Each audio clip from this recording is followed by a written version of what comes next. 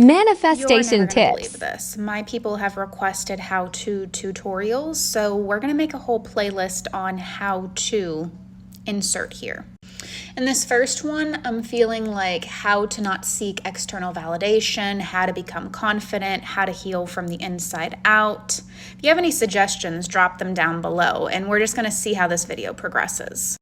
And don't be afraid to like or drop an emoji in the comment section to bring you over to this side of TikTok where we are all about healing, calling back our power to within ourselves, and creating the best version of ourselves to live our best lives because that's what we deserve. Okay, so how to not seek external validation, I firmly believe can be broken down into a couple of different sections. That first section is going to be titled Trust Yourself.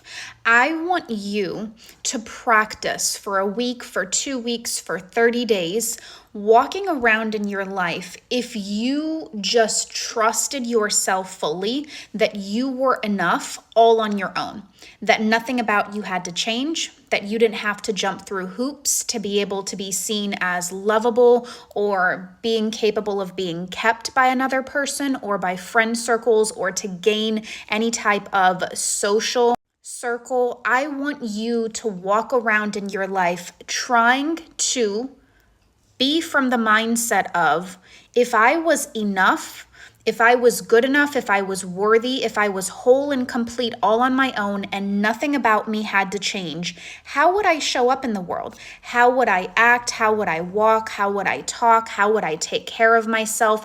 How would I even approach other individuals? Would I do so with a calm confidence? Would I do so in an anxious style attachment? What exactly is part of my everyday life as it pertains to right now that is not allowing me to fully trust and back myself that I am good enough just as I am and nothing about me has to change? Bet money, anyone that's clicking on a video about how to not seek external validation, I'm going to just take a bet here and say that you are probably the most kind, the most caring, the most loving, the most overgiving, over-nurturing, overcompensating type of individual. You are the last person on God's green earth that should be having a need to seek external validation. But what I've realized with individuals that seek external validation consciously or unconsciously is in their mind, because that is their innate way of being, and this is something I talk about in my group course called Healed, where I teach people how to heal using manifestation, but that's a side topic, is because they are innately this way, because they are naturally nurturers, lovers, carers, givers, they thrive and they actually seek joy out of helping another, supporting another, committing to another, devoting to another, offering that type of pure, authentic, real connection, because that's actually what's in their heart and brings them internal satisfaction and is something you can't really teach. Because that's just a part of them, they don't think it's all that special. They're like, okay, but I didn't learn how to do this. This is just how I was born and how I woke up this morning. And that's a big part of the problem. See, if you want to get all religious on this situation, which some people might relate with something like this, if you are a religious person, you're made in God's eyes, right? I'm not super religious, but I have a little bit of knowledge from college level world religion. If we are all made in God's eyes, we are technically perfect because we're made in his image, right? Something like that is there in some type of religious text. I'm sorry. I was a science girl. I'm sorry, I don't know the exact quote, but you know what I mean. That means that a little dash of spice and nice and whatever the Powerpuff Girls talked about, that you actually, despite whatever flaws you may see in yourself, are actually perfect just the way you are. You are innately lovable just the way you are. And if anything, it is especially because you are so kind and so honest and so loving and so caring and so giving and so nurturing and so understanding and so empathetic and so honest and loyal and loving and all these wonderful characteristics that You deserve that job or that love or a husband or a wife or whatever it may be that you're after, trying to speak onto your life. And until you start to see who you are as whole and complete and good enough, and you not needing to jump through a hoop to be able to be good enough for another person, place, or thing, or social circle, you're going to always seek external validation because some part of you just inherently feels either defective or flawed.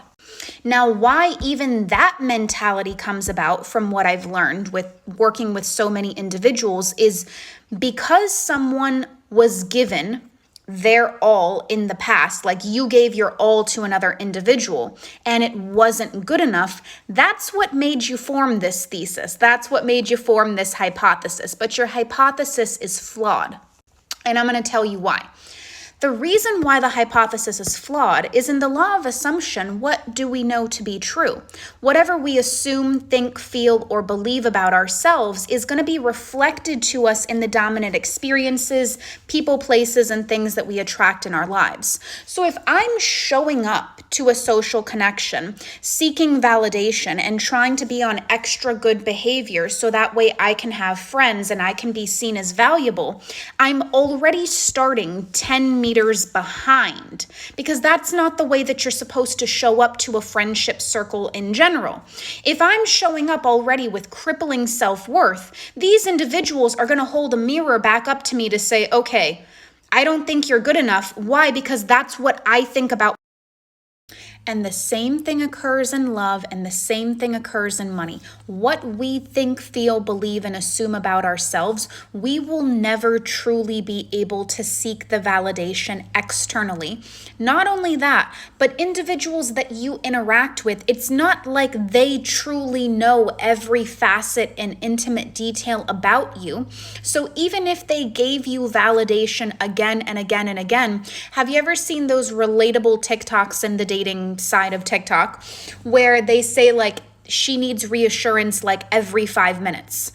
But guess what? Even if she gets reassurance after every 5 minutes for weeks or months on end, it's still not good enough because she's convinced herself some part of her is either not worthy or not deserving, or that the guy is doing something strange. And like a self-fulfilling prophecy, that eventually ends up becoming true.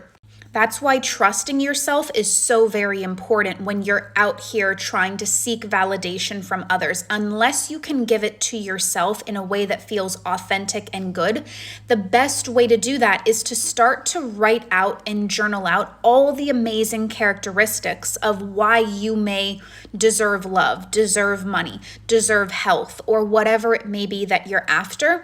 And the more that you can challenge yourself to make that list longer and longer by the inherent traits and characteristics that you have, the more you're going to wake up every day and start to trick your brain into seeing those as the same level of valuable as anyone else. The second tip that I have for you is to stop comparing yourself to others. Just because someone else is pretty does not take away from your beauty. Just because someone else is smart does not take away from your level of intelligence. Just because someone else may be wealthy, it doesn't take away from the potential riches that may be owed to you when you start to glow up your own money identity and your wealth conscious mindset. But the problem is so many individuals are operating out of a scarcity mentality that just because someone else has something, it means I can't. We live in an infinite, abundant reality. Anything is available for anyone at any given point in time. And if you set your mind to it, you're going to end up getting it.